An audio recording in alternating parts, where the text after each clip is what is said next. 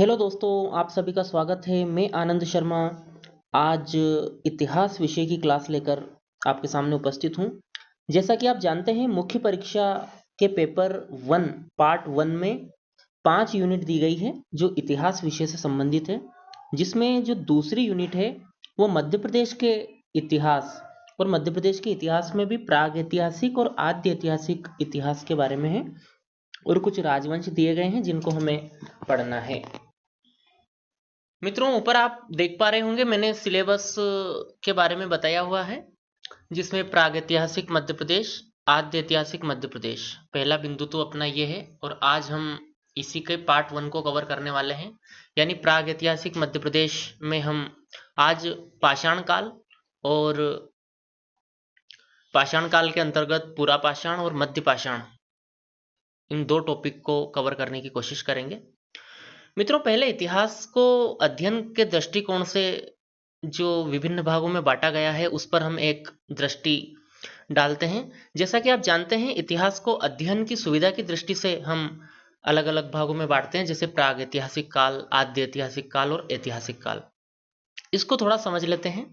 जैसा कि आप देख पा रहे होंगे, प्राग ऐतिहासिक काल का तात्पर्य होता है कि ऐसा कालखंड, ऐसा समय जिसका कोई लिखित साक्ष्य नहीं मिला है, जैसे कि पाषाण काल और ताम्र पाषाण काल है। मित्रों, इस समय के बहुत सारे औजार, मृदभांड वगैरह मिले हैं, लेकिन उनको उस पर कोई ऐसी लिपि नहीं है जो इस बात का ज्ञान कराए कि उस समय के लोगों को लिखने का ज्ञान था। तो ऐसे समय को प्रागैतिहासिक काल हम बोलते हैं। फिर आद्य ऐतिहासिक काल आता है, तो वह समय जिसका साक्ष्य हम देखें, जिसके उस समय के साक्ष्य देखें, तो उसमें हमें लिखित साक्ष्य तो मिलेंगे, लेकिन उनको हम पढ़ नहीं सकते, उनका अध्ययन अभी तक नहीं किया जा सका। जैसे आपने देखा होगा, हड़प्पा सभ्यता की जो भाव चित्रात्मक लिपि है उसको हम अभी तक नहीं पढ़ सके हैं।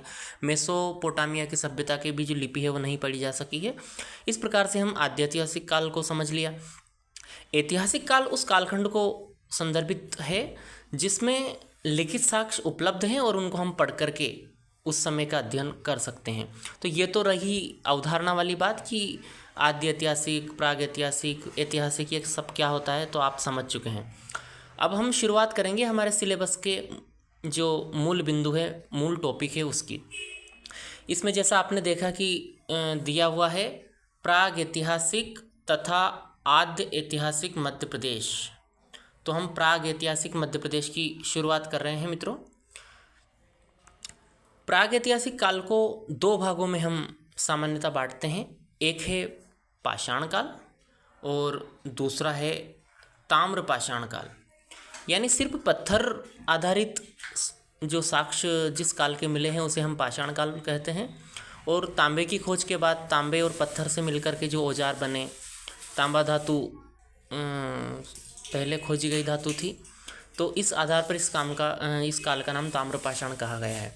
मित्रों, जो पाषाण काल है उसका हम संपूर्ण समय देखें तो वो 10 लाख बीसी 10 लाख बीसी से 4000 बीसी तक आता है। ये संपूर्ण पाषाण काल का समय है, 10 लाख बीसी से 4000 बीसी तक का, जिसको हम 3 भागों में बांटते हैं: पुरा पाषाण काल, मध्य पाषाण काल और नवपाषाण काल। अब हम एक एक करके तीनों की विशेषताएं देखते हैं। हमें इसमें ज़्यादा नहीं पढ़ना है, कुछ इसकी मुख्य विशेषताएं याद रखना है ताकि हम उत्तर लिख सकें। और सामान्यतः इन भागों से प्रश्न बनेगा तो वो 7 मार्कर बनने की अधिक संभावना है। तो सबसे पहले हम बात करेंगे पुरा पाषाण काल की। क्या था पुरा? यह सबसे प्राचीनतम समय है जहाँ का इतिहास हम कलेक्ट किया गया है, जहाँ के साक्ष्य और इतिहासकारों ने जिसे पुरा पाषाण नाम दिया। मित्रों, 10 लाख से लेकर 10,000 ईसा पूर्व का समय। अब ये उल्टा ईसा पूर्व जाते हैं तो आपको पता ही होगा, माइनस में इधर चलता है समय। इस पर भी हम कभी वीडियो बनाकर चर्चा करेंगे, बीसी और एडी क्या होता है। तो 10 लाख से 10,000 ईसा पूर्व का समय पूरा पाषाण काल कहलाता है। अब इसकी क्या विशेषताएं थी, यहाँ आप बहुत एकाग्र होकर सुनना। पहला बिंदु है कि मानव जीवन खाना बदोश था। खाना बदोश यानी घुमंतु, एक स्थान से दूसरे स्थान तक विचरण करता रहता था और अपने भोजन की तलाश में भटकता रहता था व्यक्ति, मनुष्य। इस समय मानव आग से परिचित हो चुका था, यानी शिकार करता था, उसको आग में पकाता था और खाता था, बस इतना मात्र जीवन था। इस समय के उपकरणों की बात करें साक्ष्यों की, तो बिना हत्थे की कुल्हाड़ी जिसे हस्त कुटार कहा गया है वो यहाँ से मिली है इस काल की। और आप जानते हैं पल्लावरम तमिलनाडु से ये मिली थी। खुरचनी और मुष्टि कुठार भी इस समय के उपकरण हैं। इसके अलावा एक महत्वपूर्ण विशेषता जो पुरापाषाण काल की वो यह है कि इसमें क्रमिक रूप से जो मानव थे वो कौन कौन से विकास की अवस्था में थे। तो सबसे पहले आपने देखा होगा जो पुरापाषाण काल है उसको भी निम्न पुरापाषाण, मध्य पुरापाषाण और उच्च पुरापाषाण में बांटा गया है। सॉरी दोस्तों, अभी कॉल आ जाने के कारण आपको व्यवधान हुआ। तो हम थे जो पुरापाषाण काल में कौन कौन से मानव विकास के क्रम में, तो निएंडरथल मानव निम्न पुरापाषाण में, फिर मध्य पुरापाषाण में होमो इरेक्टस और उच्च पुरापाषाण में होमो सेपियंस। इस पुरापाषाण को भी 3 भागों में बांटा गया है, उसको हम इतना डीप में जाने की आवश्यकता नहीं है। तो आप ये विशेषता याद रखना कि इस समय पुरापाषाण काल में होमो सेपियंस प्रजाति आ चुकी थी मानव की, यानी वो समझने लगा था, बुद्धि विवेक का अपना उपयोग करने लगा था। अब इसके बाद हम जब पाषाण काल में ही मध्य पाषाण पढ़ेंगे तो और कृषि के साक्ष्य मिलेंगे, फिर नवपाषाण काल में पहिए का आविष्कार मिलेगा। आगे जैसे जैसे यात्रा बढ़ती जाएगी आप समझते जाएंगे। मित्रों, पुरापाषाण काल की एक और महत्वपूर्ण विशेषता जो आग के आविष्कार को लेकर है, इसके बाद जो मध्य प्रदेश की हम विशेषता है इसको याद रखेंगे। आप इसको याद रखेंगे कि कौन कौन से स्थल ऐसे हैं जहाँ से पुरापाषाण काल के साक्ष्य मध्य प्रदेश से स्पेशली प्राप्त होते हैं। हालांकि इनकी चर्चा हम एक एक करके करेंगे।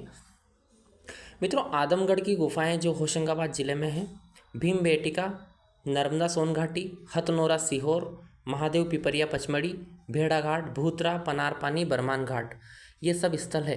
तो आप इस प्रकार से प्रश्न आता है तो हम 7 नंबर में ऐसे करके सिर्फ नाम ही लिखेंगे कि पुरापाषाणकालीन मध्य प्रदेश में की विशेषताएं बताइए, तो हम इस टाइप से उत्तर बना लेंगे। हालांकि बाद में अभ्यास भी कर लेंगे हम। अब हम पुरापाषाणकालीन मध्य प्रदेश के प्रमुख स्थलों पर चर्चा करते हैं। सबसे महत्वपूर्ण और पूछा जाने वाला प्रश्न है भीमबेटका। अब इनको जैसा मेरे नोट्स में आपको दिखाई दे रहा है, आप भी इसी प्रकार नोट्स बनाना। अवस्थिति हम बताएंगे, ओबेदुल्लागंज जिला रायसेन में है। खोज कब हुई थी? 1957 में विष्णु श्रीधर वाकणकर यानी वीएस वाकणकर महोदय ने की थी। क्या विशेषता है भीमबेटका की? तो आप भीमबेटका वहाँ आएगी तो आप सबसे पहले लिखना कि पुरापाषाणकालीन स्थल है ना, गुफाओं का समूह है। ये विश्व का सबसे बड़ा गुफा समूह है दोस्तों, ये बात आप याद रखें। 2003 में यूनेस्को ने इसे विश्व धरोहर स्थल में शामिल किया है। ये एक और महत्वपूर्ण विशेषता हो गई।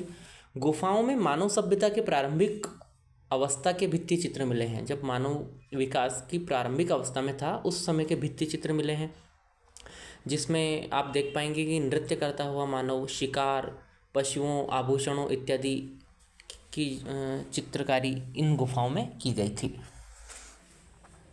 अब हम बात करेंगे हथनोरा की। हथनोरा की जैसा कि वैसा ही पैटर्न में हम लेके चलेंगे। सबसे पहले बताएंगे अवस्थिति कहाँ है। पहले तो परिचय आप बताओगे तो क्या लिखोगे? मध्य प्रदेश का एक प्रमुख पुरापाषाणकालीन स्थल। तो फिर इसके बाद बताओगे अवस्थिति है हथनोरा जिला सीहोर में। फिर इसकी खोज 1982 में अरुण सोनकिया ने। ये बहुत महत्वपूर्ण तथ्य है और ये प्री में भी पूछे जा सकते हैं, तो आप इनको याद रखें। जैसे विष्णु श्रीधर वाकणकर, अरुण सोनकिया, है सब पुरातत्वविद हैं। इन पर भी 2 मार्कर बनेंगे जिनको हम अलग से बाद में कवर करेंगे।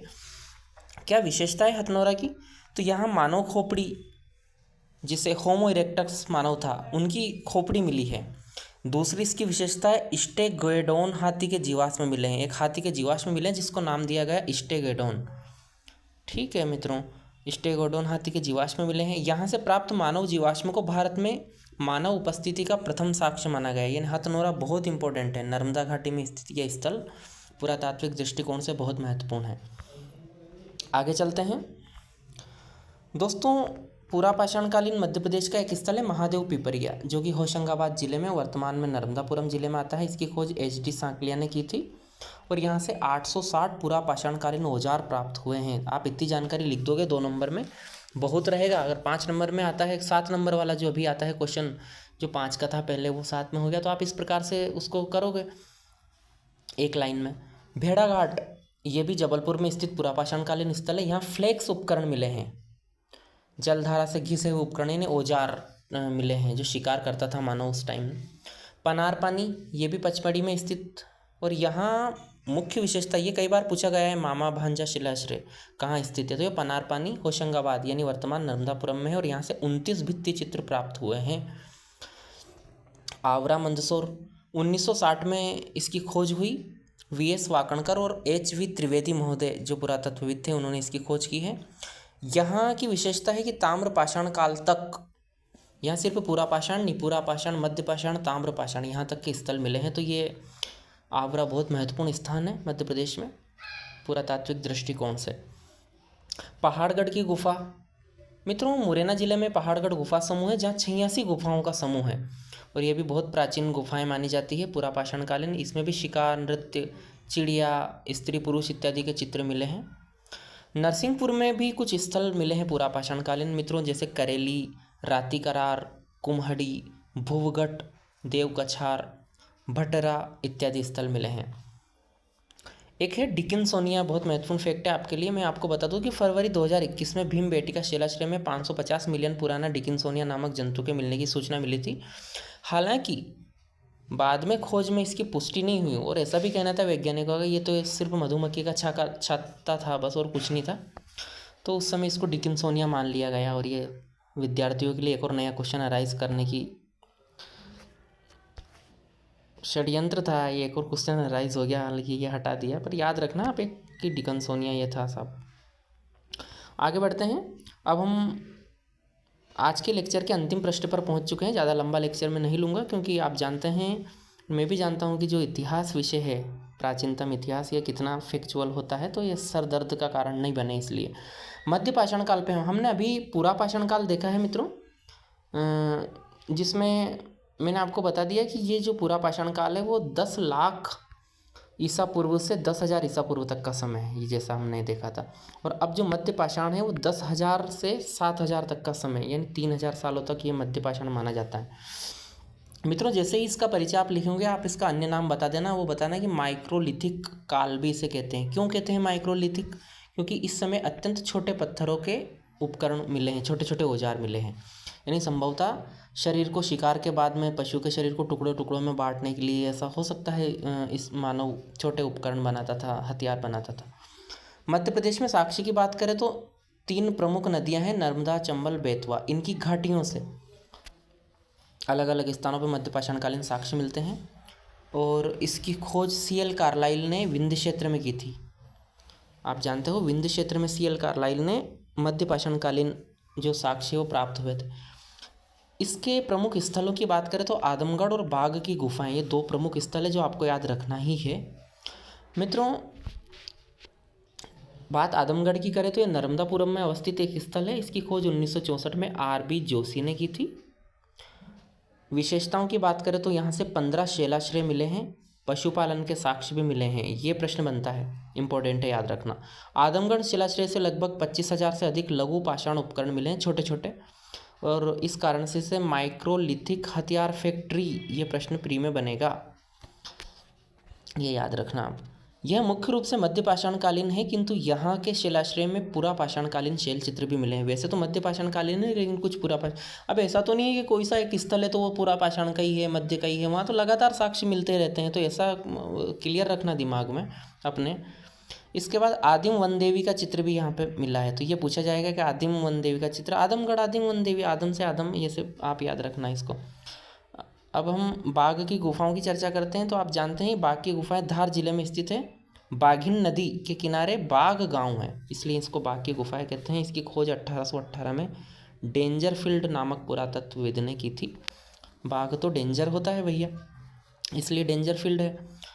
अब विशेष बात यह है कि मध्य पाषाण काल से लेकर नवपाषाण तक के साक्ष्य यहाँ भी मिल रहे हैं, और इनकी तुलना अजंता की गुफाओं से की जाती है। ये भी बौद्ध धर्म से संबंधित है, बौद्धकालीन साक्ष्य होने का दावा भी इसमें किया जाता है, इसलिए बाघ की गुफाओं को।